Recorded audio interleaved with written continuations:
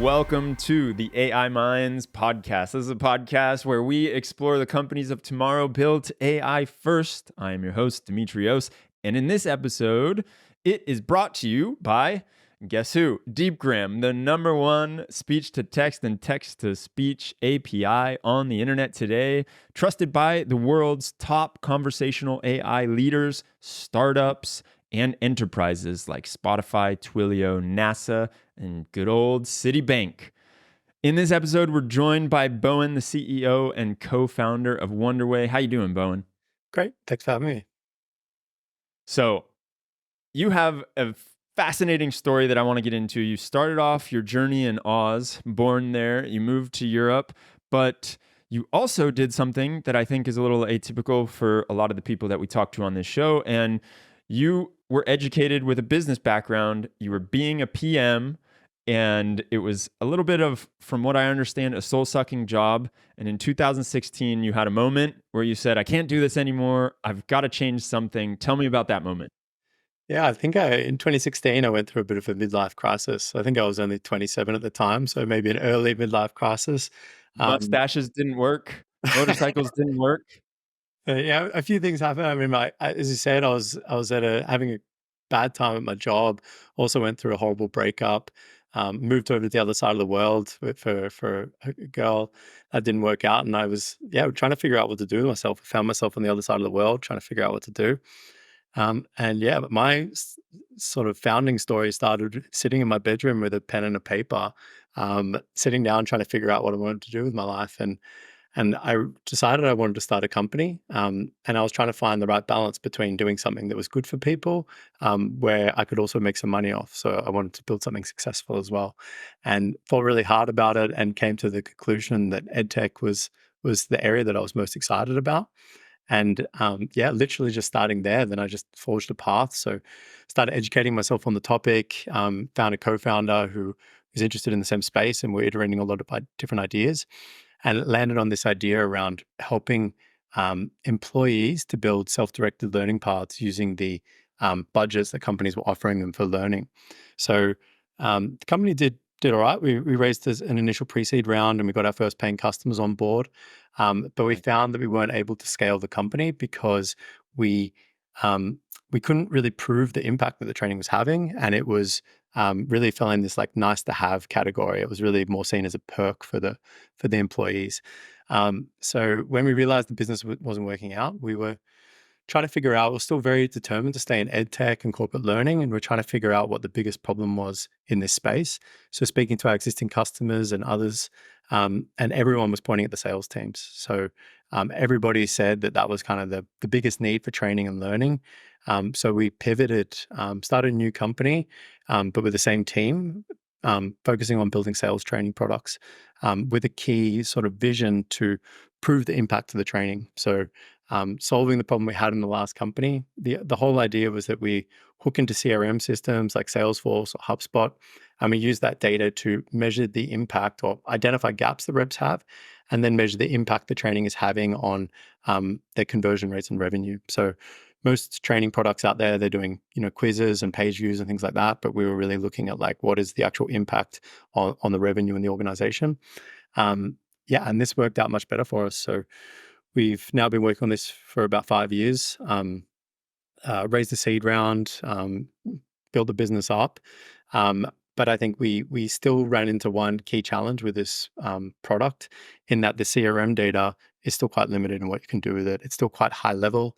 And a lot of our customers were asking us if we could unlock insights out of the sales calls that reps were having, because this is really they know that there's a lot of interesting information sitting on the sales calls. Some of the most valuable data is there, but nobody has time to listen to the sales calls to score them and capture that. So people were asking us for this. They're using tools like Gong and Chorus, like other conversation intelligence tools, but it wasn't giving them what they needed. When we saw ChatGPT come onto the scene, large language models get released, especially when it hit beginning of 2023, we finally saw a way to do this. So the key idea, around this time, we launched our second product, an AI sales coach, that basically sits on sales calls and auto scores the calls to see, what are the main strengths and weaknesses, the sales reps following the right process, what are their main strengths and weaknesses, gives sales reps instant feedback after the calls, and then also aggregates the data across all the calls for the management team so they can see, what are the key insights that are happening across the calls, what are the main strengths and weaknesses for reps and across their entire team that they need to work on. So yeah, that's in a nutshell my story and kind of how that fits into the company, the two products we built, and the company vision. What attracts you to the education space? So as I said, it's really about being able to help people. Like, I think something that I've found now, I've been doing startups since 2016, 2017. So I've been doing it for 7 or 8 years now. And it's really hard. Like it's really tough, especially, the last couple of years going through COVID, ups and downs there, going through this tech recession over the last few years. There's some really tough times. And it's just so important that do you love to do you love what you're doing, to get you through those tough times. Like for me personally, um, I just really enjoy speaking to people every day about, what are their goals? What do they want to learn on? What do they want to learn and how are they getting better? Like it's all about their personal development, setting goals for themselves what they're not happy with today and where they want to go. And that's just super rewarding. Like even when things are tough, having those conversations all the time is good. Like for me personally, like nothing against anyone that's working in the space, but I think I'd find it very difficult to build like a fintech product where you're talking to people about money every day. Like it's just not something that is personally very engaging for me. But talking about people's, goals and aspirations and how we can help them is super rewarding. And so now with this sales copilot and the ability to plug into the CRM, I think one thing that you said that stood out to me is that you're really trying to make it tangible. You're trying to have it very clear as to what someone can do to generate more revenue for the company. Can you break that down a little bit more and why that is like your key metric? Yeah, I mean, I think it comes back to, as I said, then most training products out there, they're measuring the impact of the training based on page views and quiz scores, right? But there's absolutely no correlation there with what impact that's having on people's performance afterwards. In fact, like I've seen a lot of training products out there where the key metric is, time spent on training. Whereas in corporate learning, that's probably the worst metric you can have. I think that Yeah. the least amount of training you can do for the maximum amount of performance is like the best thing. Like you don't want to take people away from their jobs, right? You want them to jump in there, learn what they need, and then get out and put it into practice and get the result fast. So I just think that a lot of the whole mentality that a lot of these training products have is wrong. And to be honest, not just the products, like it's also the L&D leaders, enablement leaders. Like we speak to customers all the time, and they were pushing us to put these sorts of things into the product, like tracking page views, tracking time on page. And we were saying, well, we don't care about that, and you shouldn't either. Like you should be looking at is, are people getting better, and are they closing more deals, and are they making more money? Like that's ultimately how every salesperson is measured, and ultimately, how the head of sales and the leadership team's measured as well. So, if you're not focused on revenue, then you're not, you're misaligned with the goals of the sales team, in my opinion. Yeah. Have you been able to do any studies on how much more revenue people are closing or how much better people are because of this? Yeah, of course. I mean, that's the number one metric we're reporting back. So we look at it in three main metrics. So for onboarding, we're looking at reduction in ramp time. So the time it takes a sales rep from the day they join to close their first deal or hit their quota. For the upskilling, we're looking at increasing conversion rates, and for the coach, we're looking at increasing conversion rates, but we're also looking at adherence to a playbook or a process as an early indicator to that. So for all of these, we've got case studies, like we've reduced ramp time by 60% for some companies. We've increased conversion rates by 40% for teams. So yeah, it's having a massive impact. And again, like I think that it, having this focus, like aligning ourselves with the the main metrics that matter for the sales teams, has helped us in sales because it allows us to elevate the conversation. Like if we're stuck with a L&D person who's focused on quiz scores and page views, we're probably speaking to the wrong person who's not going to be the buyer anyway. Like being able to focus the conversation on the main metrics gets us to the right person who's usually the budget holder, and also allows us to have the right conversations at renewal. So we can actually show them like, hey, since you started using Wonderway, here's how much more money you've made as a result. Like here's the results. Like, and then that renewal conversation for the next year is also much easier. So I think that's something we've been traditionally quite good at, is like starting with smaller deals and then proving ourselves over the first couple of months or a year, and then using that to then close a bigger deal in the second year, which is great for SaaS. Like the net revenue retention is something that looks really good for investors when you're expanding clients. One thing that I do love about this idea is how closely tied you are to revenue and how easy it is to prove value. Because there's a lot of tools out there that are abstractly trying to say that they're saving you money or they're making you money. With this, it feels like it's very clear. Look, I got your sales team. Anytime you bring someone on, we can cut the onboarding time in half, which means they're closing deals much faster, and that's bringing you more money. Or the people that you already have on the team, they're closing more deals, which is bringing you more money. So when you thought about a pricing strategy on this, I can see how on one hand, it would be easy just to do like a seat-based pricing with like SaaS. But then on the other hand, it's like there's actual value happening here. So are you thinking about like a percentage of that value, taking a percentage of that value, or is it so I guess the question is, Mm. how are you pricing this product? Yeah. No, it's a good question. So I mean, we've thought a lot about this. In the end, we do seat-based pricing. Um, the main reason being, there's kind of two reasons. First of all, we're still competing against traditional training products. So I think there's like a ceiling to what we can charge here, especially for new customers, because we're still stuck in like a mental framework, a mental model of like what a training product should cost. And I think, we do charge more than any of the other like learning management systems on the market, but I don't think we can charge 10 times more, because I think people kind of balk at that. So I think we kind of stuck there. The other thing that we've found is that like we've looked at doing like revenue shares or something with customers, but it is still quite risky, because at the end of the day, we can build the training, we can help them build the training programs, we can set the metrics, we can do all of that, but it still comes down to them whether they're going to follow the training programs. And I think that's quite a big risk with, for any, I guess, for any companies, that you can set the right goals for people, you can set up the right training program, but do they then follow through on it and make sure? And not all of our customers do. And I think that's also a big risk for us. So we have done it with some customers, like had goals over the first 3 to 6 months where we've pushed higher prices and like looked at rev share. But I think it is inherently risky to do this across all of the customer base.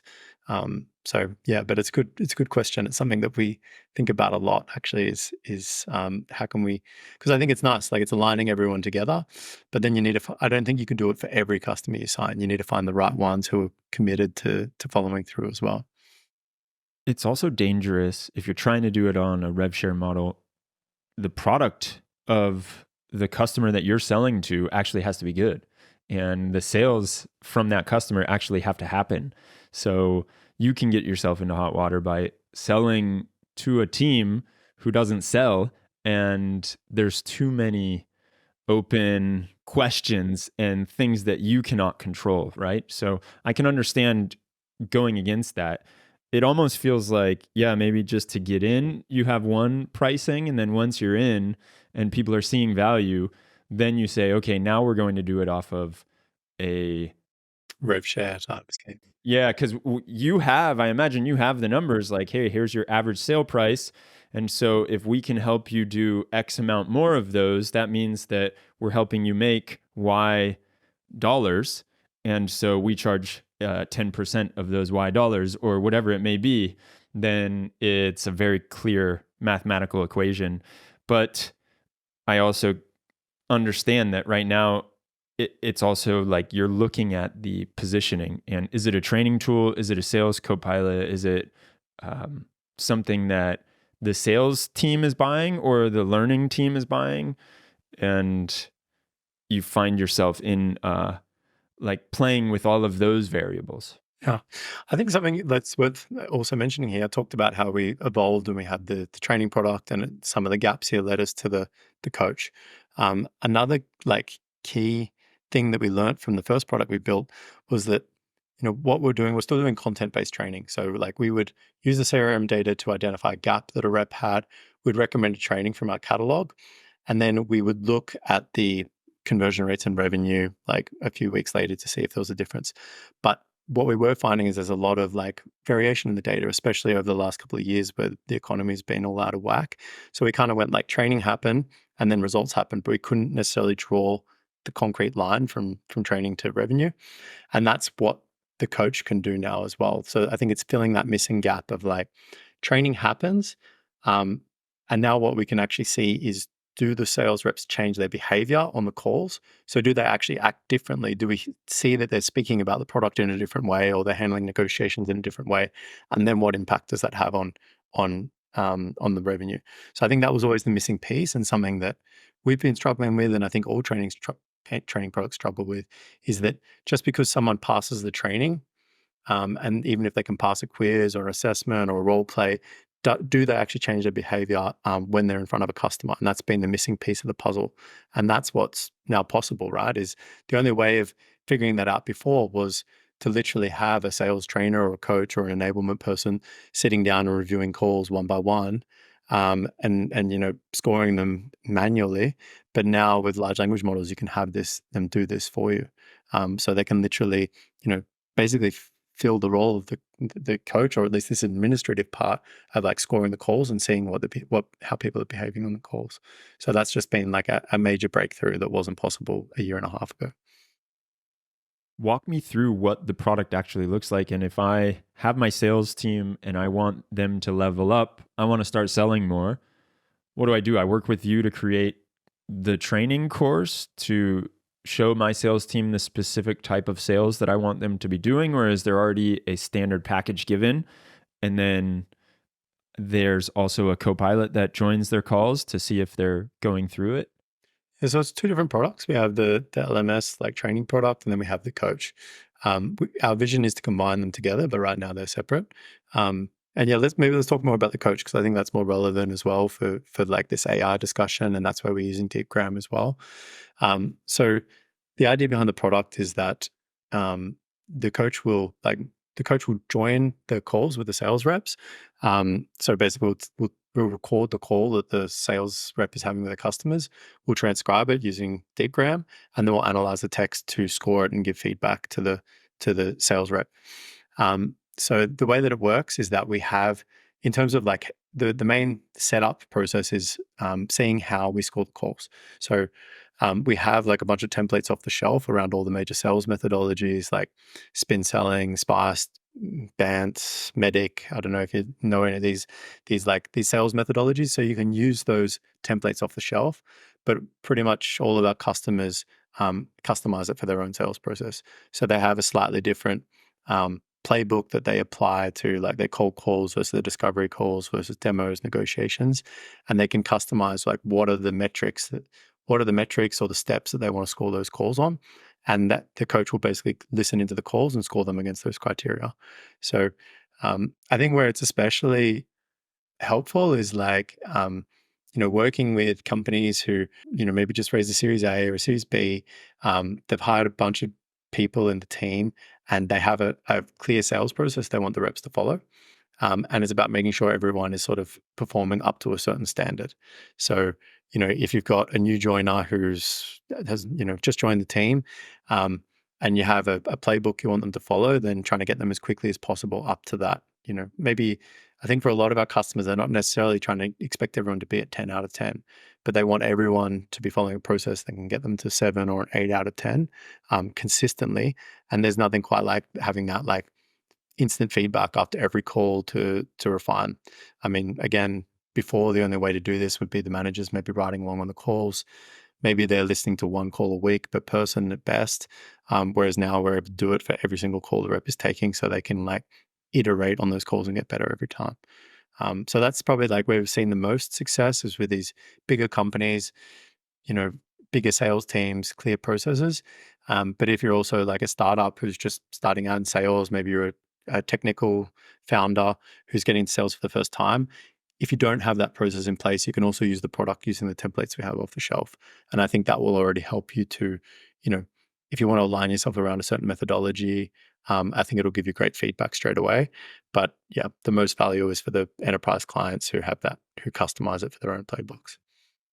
Yeah, I know a lot of sales consultants and coaches that do this same thing. And really, what they're doing is at the end of the day, listening to calls, giving feedback. And in a way, this feels like something that could help them a ton because they can put their methodology into Wonderway, and that sales coach, they can see at a glance what the score is. They can probably go to the relevant snippets and then listen to those and then give concrete feedback directly on that snippet.